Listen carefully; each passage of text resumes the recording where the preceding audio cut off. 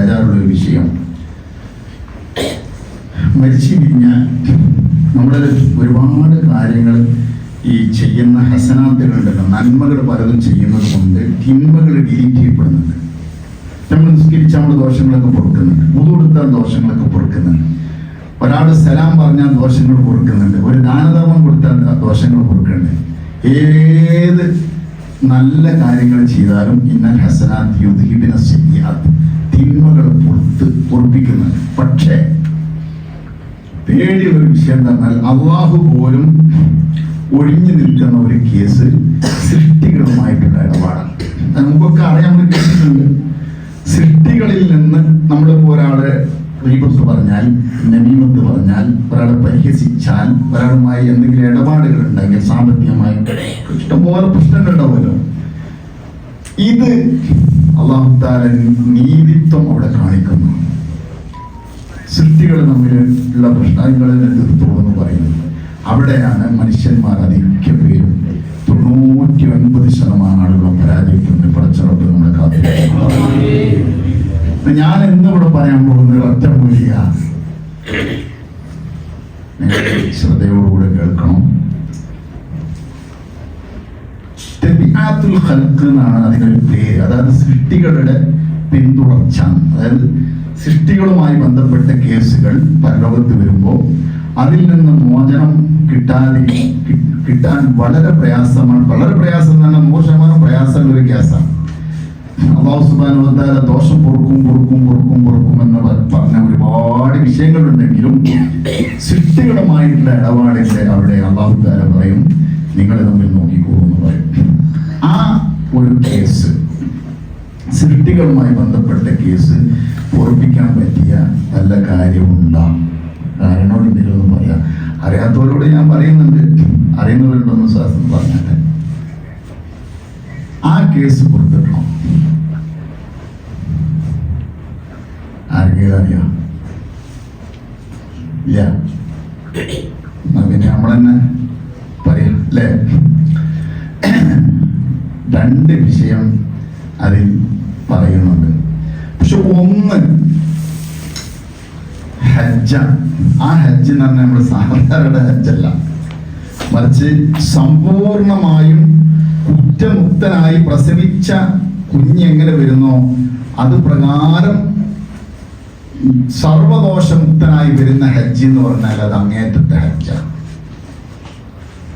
അതിനെക്കുറിച്ച് ഞാൻ ഇവിടെ വിശദീകരിക്കുന്നില്ല. നമ്മുടെ പക്കൽ നിന്ന് അങ്ങനത്തെ ഒരു ഹജ്ജ് സാധിച്ചു കിട്ടലൊക്കെ വളരെ പ്രയാസമുള്ള കാര്യമാണ്. ഇനി ആ ഹജ്ജ് തന്നെ ബഹുമാനപ്പെട്ട ഇമാം ഷാഫി മദ്ഹബിലാണ് അങ്ങനെ ഒരു അഭിപ്രായം ഉള്ളത്. ആ ഹജ്ജ് തന്നെ ഇദ്ദേഹം ആ ഹജ്ജിൽ നിന്ന് തിരിച്ചു വന്നതിന് ശേഷം അതേ അവസ്ഥയിൽ മരണപ്പെടുമ്പോൾ മാത്രമാണ് അദ്ദേഹത്തിന് ആ ആനുകൂല്യം കിട്ടുകയുള്ളൂ എന്ന് പണ്ഡിതന്മാർക്ക് പറഞ്ഞിട്ടുണ്ട്. അതുകൊണ്ട് ആ ഒരു ഒറ്റമൂലിക കൊണ്ട് നമുക്ക് സൃഷ്ടികളുമായിട്ടുള്ള തുടർച്ചകൾ, പ്രശ്നങ്ങൾ പരിഹരിക്കാൻ പ്രയാസമാണ്. പിന്നെ മറ്റൊന്നുള്ളത് ഏതാണ്? അതാണ് ഇന്ന് ഈ സദസ്സിൽ വെച്ച് നിങ്ങളുടെ മുമ്പിൽ ഞാൻ പറയാൻ ഉദ്ദേശിക്കുന്നത്. മറ്റൊരു വിഷയമുള്ളത് ഹദീസിൽ വന്നിട്ടുള്ള ഒരു വിഷയം തന്നെയാണ്. ബഹുമാനപ്പെട്ട ഇമാം ഇബ്നു അത്താഇല്ല സിക്കന്ദരി റളിയല്ലാഹു അൻഹു അദ്ദേഹത്തിന്റെ അല്ലാഹു അൽ ഖസ്തുൽ മുജറദ് എന്ന് പറയുന്ന ഗ്രന്ഥത്തിൽ കൊണ്ടുവന്നിട്ടുള്ളതാണ്. ഇമാം ബസ്സാർ റളിയല്ലാഹു അൻഹു റിപ്പോർട്ട് ചെയ്ത ഹദീസാണെന്ന് മഹാനവറുകൾ പഠിപ്പിക്കുന്നുണ്ട്. ഇതൊക്കെ ഞാൻ പറയുന്നത് എന്താണെന്ന് പറഞ്ഞാൽ അത്രയും വളരെ കൂടുതൽ സംശയങ്ങൾ ജനിക്കാൻ സാധ്യതയുള്ളതുകൊണ്ട് മാത്രം ആ ഹദീസും കിതാബും ഒക്കെ പറഞ്ഞു മാത്രം. 1,00,000 ഇഖ്ലാസ് മരിക്കുന്നതിൻ്റെ ഇടയിൽ ചൊല്ലി തീർക്കാൻ ഭാഗ്യം കിട്ടിയാൽ, അങ്ങനെ ഞാൻ പറഞ്ഞ ശരിക്കും ശ്രദ്ധിക്കണം. ഒരു സദസ്സിൽ ഇന്ന് ചെല്ലാന്ന് പറഞ്ഞിട്ടില്ല, ഒരേ ദിവസം ചെല്ലാന്നോ ഒരു മാസം ചെല്ലാന്നൊന്നും പറഞ്ഞിട്ടില്ല. മരിക്കുന്നതിനിടയിൽ തൻ്റെ ഫയലിൽ 1,00,000 ഇഖ്ലാസ് താൻ ചൊല്ലിയതായി പൂർത്തീകരിക്കപ്പെട്ടിട്ടുണ്ടെങ്കിൽ തീർച്ചയായും അദ്ദേഹം നാളെ പരലോകത്ത് വരുമ്പോൾ അദ്ദേഹത്തിന് 2 ടൈറ്റിലുകളാണ് ഹദീസിൽ പറഞ്ഞിട്ടുള്ളത്. ഒരു ടൈറ്റിൽ എന്താണെന്നറിയോ? മാദിഹുല്ലാഹ്, അള്ളാഹുവിനെ മദഹ് പറയുന്ന ആള്. നമ്മൾ പല ആളുകളെയും കേൾക്കാറുണ്ട്. ബഹുമാനപ്പെട്ട യൂസുഫ് നബിയാനി തങ്ങളെ കുറിച്ച് കേൾക്കാറുണ്ട്, മാദിഹുർ റസൂലിനെ. നമ്മളെ പകരസ്ഥാനെ കുറിച്ച് പറയാറുണ്ട്, മാദിഹുർ റസൂൽ അല്ലേ. എന്നാൽ മാദിഹുല്ലാന്ന് കേട്ടിട്ടുണ്ട്.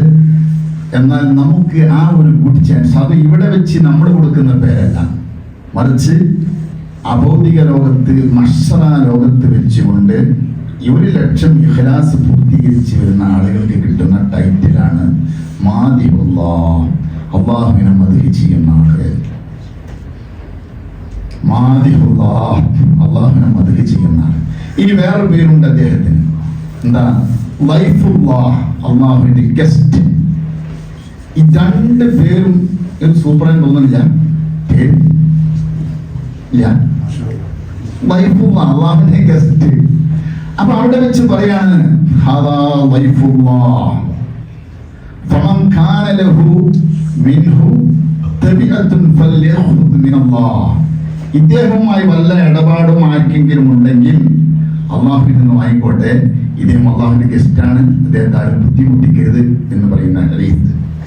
ഇത് സബീലുൽ ഹിദായത്തി വർഷാദ് എന്ന് പറയുന്ന ഒരു ഗ്രന്ഥത്തിൽ ബഹുമാനപ്പെട്ട അബ്ദുല്ലാഹിൽ ഹദ്ദാദ് റളിയല്ലാഹു അൻഹുവിന്റെ ഹദ്ദാദിന്റെ ശറഹിൽ പറഞ്ഞിട്ടുണ്ടെങ്കിലും കുറച്ചുകൂടെ പ്രാമാണികത കൂട്ടിക്കൊണ്ട് ഞാൻ പറയുന്നു. ബഹുമാനപ്പെട്ട അഹ്മദ് ബിൻ അത്തായി അൽ-സിക്കന്ദരി റളിയല്ലാഹു അൻഹു മഹാനവറുകൾ ഇബ്നു തൈമിയ ഷെയ്ഖുൽ ഇസ്ലാം എന്ന ടൈറ്റിലൊക്കെ കിട്ടിയ ആളാണ്, വിദേഹത്തുകാരനാണെങ്കിലും. പക്ഷെ അദ്ദേഹത്തെ വരെ തോൽപ്പിച്ച, വാദപ്രതിഭ മുനാദറ നടത്തി തോൽപ്പിച്ച മഹാനാണ് ഇബ്നു അത്തായി അൽ-സിക്കന്ദരി റളിയല്ലാഹു അൻഹു. എല്ലാ നിലക്കും പാണ്ഡിത്യത്തിന് നെറുകയിലെത്തിയതിനു ശേഷം അബുൽ അബ്ബാസ് മുർശിദ് തങ്ങളിൽ നിന്ന് 12 കൊല്ലം തസവ്വുഫ് പഠിച്ച മഹാനാണ് ബഹുമാനപ്പെട്ട ഇബ്നു അത്തായി അൽ-സിക്കന്ദരി റളിയല്ലാഹു അൻഹു. മഹാനവറുകൾ ഉണ്ടാക്കിയ കിതാബാണ് അൽ-ഹിക്കമുൽ അത്തായിയ. നമ്മളൊക്കെ സ്ഥാനികളും അടക്കം വഫാത്തിന്റെ കുറച്ച് മുമ്പ് വരെ ദർസ് നടത്തിയിട്ടുള്ള ഹിക്കം നിങ്ങളൊക്കെ കേട്ടിട്ടുണ്ടാവും. ബഹുമാനപ്പെട്ട സുൽത്താനുലമ എല്ലാ വ്യാഴാഴ്ചയും അവിടുത്തെ സഹാബിമാർക്ക് ഓതി കൊടുക്കുന്ന കിതാബാണ്. കൊട്ടൂർ ഉസ്താദ് ഓതി കൊടുക്കാറുണ്ട്, ഒരുപാട് മഹാന്മാർ ഓതി കൊടുക്കാറുണ്ട്, ബാബു ഉസ്താദ്, കോടമ്പ്, ഇങ്ങനെ വലിയ പണ്ഡിതന്മാരെ ഓതി കൊടുക്കുന്ന കിതാബാണ് ഹിക്മുൽ അത്തായി. അത് ഉണ്ടാക്കിയിട്ടുള്ളത് ബഹുമാനപ്പെട്ട അഹ്മദ് ബിൻ അത്തായി അൽ-സിക്കന്ദരി റളിയല്ലാഹു അൻഹു മഹാനവറുടെ കിതാബാണ്. ഇതൊക്കെ ഞാൻ പറഞ്ഞ വിഷയം നിങ്ങൾക്ക് ഏകദേശം ഉറപ്പിക്കാൻ ഇങ്ങനെ വേണമല്ലോ, അതുകൊണ്ട് മാത്രം പറയാം. ഈ 1,00,000 ഇഖ്ലാസ് മരിക്കുന്നതിനിടയിൽ പൂർത്തീകരിക്കാൻ കഴിഞ്ഞാൽ ഇദ്ദേഹത്തിന് കിട്ടുന്ന ഭാഗ്യം അതുല്യമായ ഭാഗ്യമാണ്. ഒരാൾക്കും ഒരു ഇബാദത്തിനും പറയപ്പെടാത്ത ഏറ്റവും വലിയ, എല്ലാവരും പേടിക്കുന്ന, പ്രയാസപ്പെടുന്ന ഒരു വിഷയമാണ് സൃഷ്ടികളുമായിട്ടുള്ള ഇടപാട്. ഇത് പരിഹരിക്കപ്പെട്ട് കിട്ടുമെന്ന് ഹദീസിൽ വന്നതായി ഇമാം ബസ്സാർ റളിയല്ലാഹു അൻഹു റിപ്പോർട്ട് ചെയ്യുന്നതായി അല്ലാഹു അൽ ഖസ്തുൽ മുജറദ് എന്ന ഗ്രന്ഥത്തിൽ ഇബ്നു അത്തായി അൽ-സിക്കന്ദരി റളിയല്ലാഹു അൻഹു പറയും. മനസ്സിലായി? ഇനി ഞാൻ പറയട്ടെ, ഇതിപ്പോ അങ്ങനെയാണ് 1,00,000 എന്നൊക്കെ പറഞ്ഞാലും ഇഷ്ടംപോലെ സമയമുണ്ടല്ലോ എന്ന് പറഞ്ഞാലും ചിലപ്പോൾ നമുക്കൊക്കെ ഇതൊരു പ്രയാസമായി പോകും. അതിന് വേറെ ഒരു ഹദീസും കൂടി ഞാൻ ഓതാണ്, വെറുപ്പ് കരുതരുത്. 10 മണിക്ക് തന്നെ പിരിയും തയ്യാറാണ്. ഒരു ഹദീസ് കൂടെ ഓതട്ടെ. ആ ഹദീസ് ചിലപ്പോൾ പിടിച്ചതിനെ കാണുമ്പോൾ എന്താ മാണത്തിൽ പറഞ്ഞ പോലെ ഹദീസ് അങ്ങനെയാണ് ചിലപ്പോ. അതെന്താണെന്നറിയോ? തലാത്തുൻ മൻ ജാഅ ബിഹിന്ന യൗമൽ ഖിയാമത്തി യദ്ഖുലു മിൻ അയ്യി അബ്വാബിൽ ജന്നത്തി ശാഅ. ഇത് ഇമാം ഗസാലി റളിയല്ലാഹു അൻഹു ഈ ഒരു ഉമ്മത്തിൽ കൊണ്ടുവന്ന ഹദീസാണ്. ഹദീസിന്റെ അർത്ഥം നോക്കി നിങ്ങൾക്ക് ആ ഹദീസിന്റെ മേറ്ററിൽ വല്ല ആശയം തോന്നുന്നുണ്ടോ എന്ന് പ്രതീക്ഷിച്ചോളൂ. 3 കാര്യങ്ങൾ മുത്തനബി സല്ലല്ലാഹു അലൈഹി വസല്ലം പറയുന്ന 3 കാര്യങ്ങൾ. ആ 3 കാര്യങ്ങൾ അന്ത്യനാളിൽ ഒരാൾ ആ 3 കാര്യങ്ങളുമായി കടന്നു വന്നാൽ അദ്ദേഹത്തിന് സ്വർഗത്തിന്റെ ഏത് കവാടത്തിലൂടെ കടക്കാനാണോ പൂതി, ആഗ്രഹങ്ങൾ അതിലൂടെ കടന്നോട്ടെ. ഞാൻ അവിടെ എത്തുമ്പോ ഇന്ന ഗ്രൂപ്പുള്ള ആൾക്കാരൊക്കെ ഈ വാതിൽ കൂടെ പോയിക്കോളി, മറ്റേ ഗ്രൂപ്പുള്ള ആൾക്കാരൊക്കെ ഇങ്ങനെ ഗ്രൂപ്പൊക്കെ തിരിച്ചൊക്കെ വിടുന്നുണ്ടെങ്കിൽ ഇദ്ദേഹത്തിന് അങ്ങനെ ഒരു ലിമിറ്റില്ല, ഏത് കവാടത്തിലൂടെയും കടക്കാം എന്ന് പറഞ്ഞാൽ ഇതിനർത്ഥം എന്താ? ആഖിറത്തിൽ അദ്ദേഹം അത്രയും ബഹുമാനിതനാണ്. 3 കാര്യങ്ങളാണ് പറഞ്ഞത്. ആ 3 കാര്യങ്ങൾ ഞാൻ പറയട്ടെ. 1, മൻ അദ്ദാ ദൈനൻ ഖഫിയ, മറഞ്ഞു കിടക്കുന്ന കടം വീട്ടുന്ന ആള്. ഒന്നാമത്തേത് തന്നെ ഉസ്താദ് അങ്ങനത്തെ ഒന്നും പറയില്ല, ഇങ്ങനെ പറയില്ല, കാരണം മറിഞ്ഞു കിടക്കണ്ട, പരസ്യമായി ലോകത്ത് മുഴുവൻ കഥ തന്നെ കിട്ടാത്ത ആളുകളാണ് നമ്മൾ പലവരും.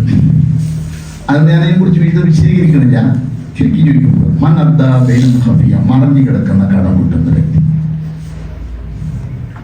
രണ്ടാമത്തെ ഒന്നുകൂടെ പറയാം,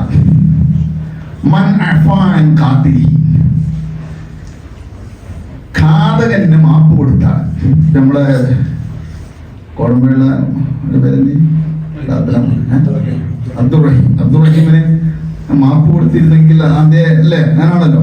പക്ഷെ വലിയ കോടികളും ഒക്കെ പലവരിൽ നിന്നൊക്കെ വാങ്ങിയിട്ട് ആ പാവം വീണ്ടും രക്ഷപ്പെട്ടിട്ടില്ല. അപ്പൊ ഘാതകന് മാപ്പ് കൊടുക്കുക എന്ന് പറഞ്ഞാൽ വലിയൊരു സംഭവമാണ്.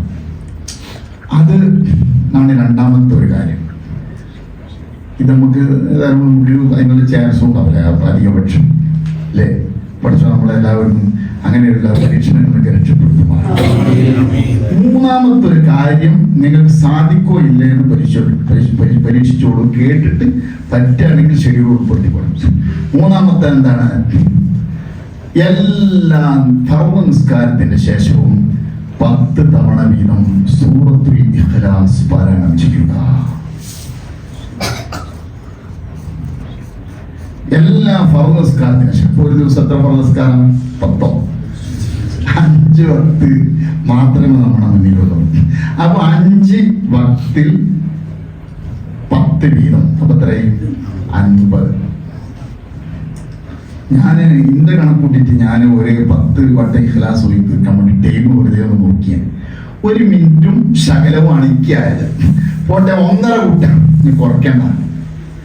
1.5 മിനിറ്റ് 10 ഇഖ്ലാസ് സൂറത്ത് ഓതാൻ എങ്കിൽ 50 വട്ടം ഓതാൻ 7.5 മിനിറ്റാണ് നമുക്ക് വേണ്ടി. 24 മണിക്കൂറിൽ നിന്ന് 7.5 മിനിറ്റ് നമ്മൾ ഉപയോഗപ്പെടുത്തുകയാണെങ്കിൽ സ്വർഗത്തിൽ ഇഷ്ടമുള്ള കവാടത്തിലൂടെ അവൻ പ്രവേശിക്കാൻ കഴിയുമെന്ന് ഷഫീഉൽ വറ മുഹമ്മദ് റസൂലുള്ളാഹി.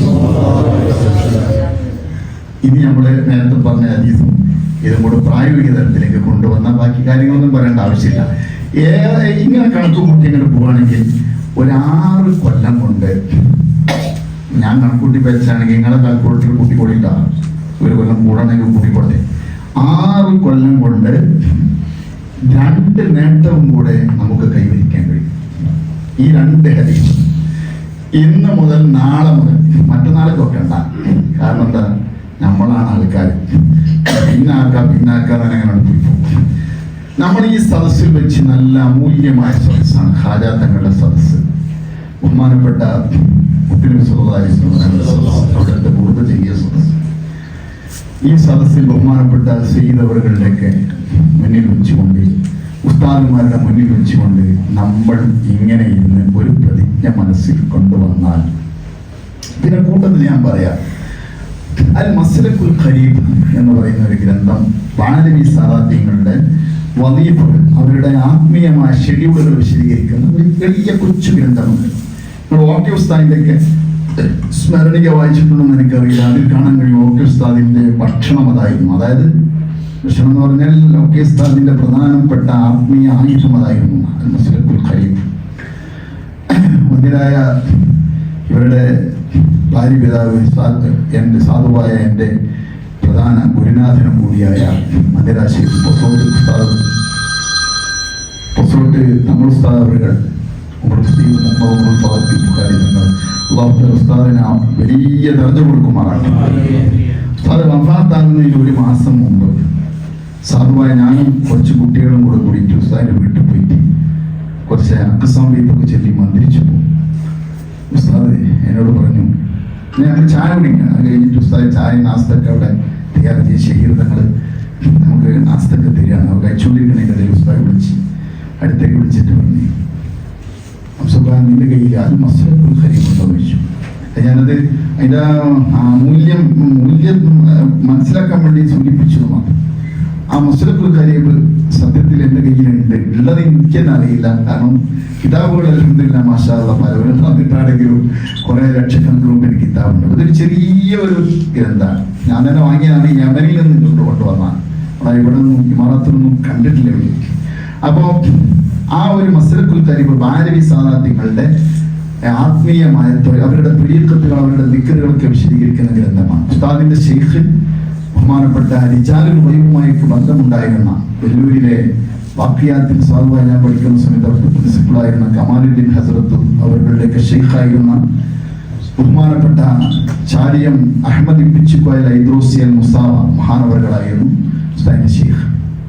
ഉസ്താദിനോട് പറഞ്ഞു, മസ്ലക്കുൽ കരീം ഞാൻ ആവശ്യപ്പെടുന്നത്, എൻ്റെ ഷെയ്ഖ് എന്നോട് പറഞ്ഞിട്ടുണ്ട്, വഫാത്താകാൻ സമയം അടുത്തായാൽ നിങ്ങളെല്ലാ ഡ്യൂട്ടിയും മാറ്റിവെച്ച് അതിൽ മസ്ലക്കുൽ കരീം സമ്പാദിക്കണം, അതനുസരിച്ച് അമൽ ചെയ്യണം എന്ന് പറഞ്ഞു. അങ്ങനെ ഞാൻ ഉസ്താദിനോട് പറഞ്ഞു, ഉസ്താദ് വഫാത്തൊക്കെ ആകാറായോ, അതിനെക്കുറിച്ചൊക്കെ ചിന്തിക്കാൻ പറ്റുമെന്ന് ചോദിച്ചപ്പോൾ അതൊക്കെ ഞാൻ തീരുമാനമാക്കി കഴിഞ്ഞിട്ടുണ്ട്, എൻ്റെ അജൽ എടുത്തിട്ടുണ്ട് എന്നൊക്കെ പറഞ്ഞു. ഒരു മാസം കഴിഞ്ഞ ഉസ്താദ് വഫാത്തായി. പിന്നീട് മസ്ലക്കുൽ കരീം തന്നെയാണ് ഉസ്താദ് ഉപയോഗിച്ചത്. ഒക്കെ ഉസ്താദിന്റെ ആയുധം അതായിരുന്നു. ആ മസ്ലക്കുൽ കരീമിൽ സുബഹിക്ക് ശേഷം 10-11 കാണുന്നത്. അത് പറയാൻ വേണ്ടിയിട്ടാണ് ഞാൻ ഇങ്ങനെ ഒക്കെ പറഞ്ഞു കൊണ്ടുവന്നത്. അതിൽ 11 ഉണ്ട്. അത് നെയ്യപ്പത്തൊന്നും നെയ്യൂലല്ലോ, 10 കഴിഞ്ഞിട്ടല്ല 10 കുറയണ്ട, 11 ഉണ്ട്. അപ്പൊ സുബഹിക്ക് ശേഷം 11 അതിനെന്തോ സിറുണ്ടാവും, ആ സിറ് എനിക്ക് അറിയില്ല. 11 സുബഹിക്ക് ശേഷവും ബാക്കിയുള്ള സമയങ്ങളിലൊക്കെ 10 വീതവും ചെല്ലാൻ കഴിയുന്ന ആളുകൾ മാത്രം. ആരെയും ബുദ്ധിമുട്ടിക്കുക, ഇതൊന്നും നിർബന്ധമായ കാര്യങ്ങളല്ലല്ലോ. നമ്മുടെ ആത്മീയ ഷെഡ്യൂളിൽ നമ്മൾ ഉൾപ്പെടുത്തിയാൽ 6 കൊല്ലം കൊണ്ട് അത് ആ കെയർ ഓഫിൽ മാത്രമുള്ളതാ പറയുന്നത് 1 ലക്ഷം ഇഖ്ലാസ് നമുക്ക് പൂർത്തീകരിക്കാൻ കഴിയും. പിന്നെ ഈ ഹദീസിന്റെ അടിസ്ഥാനത്തിൽ നിസ്കാരത്തിന് ശേഷം 10 വട്ടം ചെല്ലുക എന്നുള്ള കെയർ ഓഫിൽ സ്വർഗത്തിൽ വലിയ ഒരു VIP ആയിട്ട് സ്വർഗത്തിലേക്ക് പോകാൻ കഴിയും. ഇങ്ങനെ പല മേഖലകളിലൂടെയും ഇതിനൊക്കെ പുറമെ, അതിനെക്കുറിച്ച് ഞാൻ പറയേണ്ട ആവശ്യമില്ലല്ലോ, ഇതിനൊക്കെ പുറമെ ഇഖ്ലാസ് സൂറത്ത് ഓതുകയാണെങ്കിൽ അതിനെക്കുറിച്ച് അതിന്റെ മഹത്വം ഭയങ്കരമാണ്. അദ്ദേഹത്തിന് വലിയ ബഹുമാനമുണ്ടാവും. അദ്ദേഹം ഈ ബഹുമാനം കിട്ടാൻ വേണ്ടി എന്ന് വിചാരിച്ച് ചെല്ലരുത് കേട്ടോ. നമ്മൾ അള്ളാഹുവിനെ സ്നേഹിച്ചിട്ട് അള്ളാഹുവിന്റെ സിഫാത്ത്, നീ എന്താണോ ഇഖ്ലാസ് സൂറത്ത് ഇങ്ങനെ പതിവാക്കി ചെല്ലുന്നു. ഒരു സ്വഹാബി അതിനെ വല്ലാതെ ഇഷ്ടപ്പെട്ടപ്പോൾ മുത്തനബി സല്ലല്ലാഹു അലൈഹി വസല്ലം ഇന്നഹാ സിഫാത്തുർ റഹ്മാൻ ഫഉഹിബ്ബുഹാ. ഇഖ്ലാസ് സൂറത്ത് എന്ന് പറയുന്നത് അള്ളാഹുവിന്റെ സ്വഭാവങ്ങളാണ്, അള്ളാഹുവിന്റെ ഗുണങ്ങളാണ്. അല്ലാഹു സമദ്, അല്ലാഹു അഹദ്, ലം യലിദ് വലം യൂലദ് വലം യകുൽ ലഹു കുഫുവൻ അഹദ്. ഈ ലോകത്ത് അള്ളാഹുവിനെതിരിൽ പാരലൽ റബ്ബുണ്ടെന്ന് വാദിച്ച ആളുകൾക്കുള്ള മറുപടി അള്ളാഹു പറയാണ്, അല്ലാഹു അഹദ്. അള്ളാഹു പറയുന്നത് പോലെ അല്ലട്ടോ, ഒരുവൻ മാത്രമാണ്, നിരാശ്രയനാണ്, അവൻ കുട്ടികളെ പ്രസവിച്ചു. ഇന്നല്ലാഹ ഖതബ ഇലാ സർവാത്തിൽ ജിന്നി, അങ്ങനെയാണ് മുശ്രിക്കുകളൊക്കെ പറഞ്ഞത്. അള്ളാഹു തആല ജിന്നുകളെ, പ്രമാണിമാരായ ജിന്നുകളിലേക്ക് വിവാഹാന്വേഷണം നടത്തിയിട്ട് കല്യാണം കഴിച്ചെന്നാണ്. ഒരു കുട്ടികളുണ്ടായ കുട്ടികളാണ് മലായിക്കത്ത്, പെണ്ണുകുട്ടികളാണെന്നൊക്കെ പഠിച്ചറപ്പ് നമ്മളൊക്കെ കാക്കുമാറാകട്ടെ. അവരെ കൂടെ അള്ളാഹുനോട് ഒരുമിച്ച് കൂടാതെ രക്ഷപ്പെടുത്തുമാറാകട്ടെ. ഇന്നല്ലാഹ സാലിസു സലാസ. ഇവിടെ ക്രിസ്ത്യൻ സമൂഹം അങ്ങനെ പറഞ്ഞു, അള്ളാഹു 3 പടച്ചോന്മാരിൽപ്പെട്ട ഒരു പടച്ചോനാണ്. ഇതിനൊക്കെ മറുപടി നമ്മൾ ഇങ്ങനെ പറഞ്ഞുകൊണ്ടിരിക്കുമ്പോൾ അള്ളാഹുവിന് എത്ര സന്തോഷം ഉണ്ടാകും നിങ്ങൾ ചിന്തിക്കും. 1,24,000 പ്രവാചകന്മാർ വന്നത് എന്തിനാണ്? ഈ കക്ഷികൾക്ക് മറുപടി പറയാൻ. ആ മറുപടി പറയാനുള്ള മുദ്രാവാക്യം നമ്മളിങ്ങനെ പറഞ്ഞു നോക്കി. നിങ്ങൾ നോക്കി, നിങ്ങൾക്ക് ഹൃദയസ്പർക്കായ ഒരു കാര്യം പറയട്ടെ. പടച്ചോനെ, ഞാൻ ഇതിന് കുഴിവാണ്,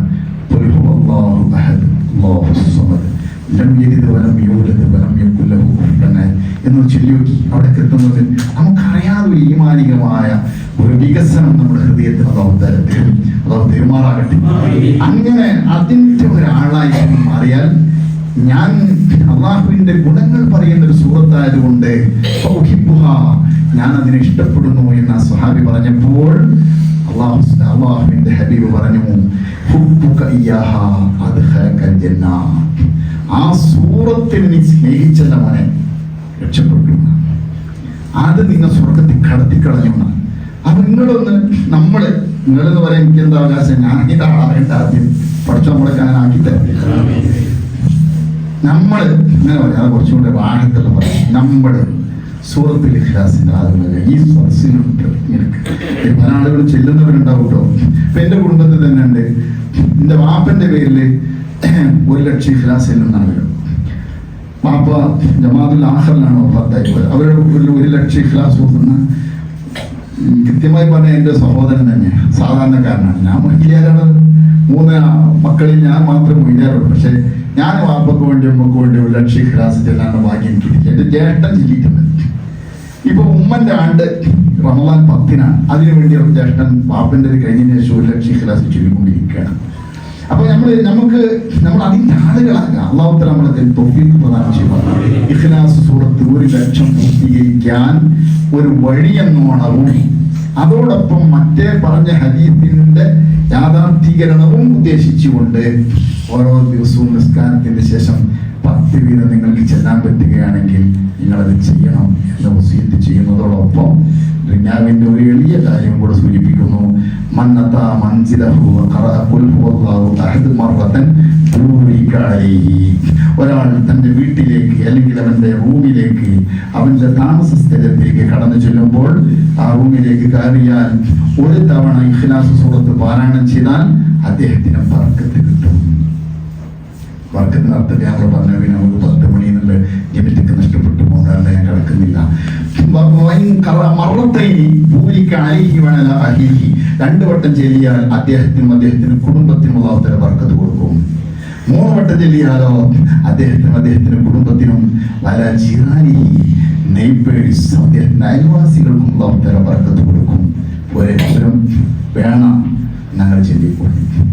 ബർക്കത്ത് ഒന്നും ബർക്കത്തില്ല എന്നൊക്കെ പറഞ്ഞു പോരാ. നമുക്കൊക്കെ ഐശ്വര്യത, നമുക്ക് 500 കിട്ടുന്നവൻ 5000 കിട്ടുന്നതിനെ മറികടന്നാൽ അതുപോലെ വേണ്ടത്. അതായത് 5000 കിട്ടുന്ന ആള് 500 കിട്ടുന്ന ആളോട് കടം വാങ്ങുന്ന അവസ്ഥ അല്ലല്ലോ വേണ്ടത്.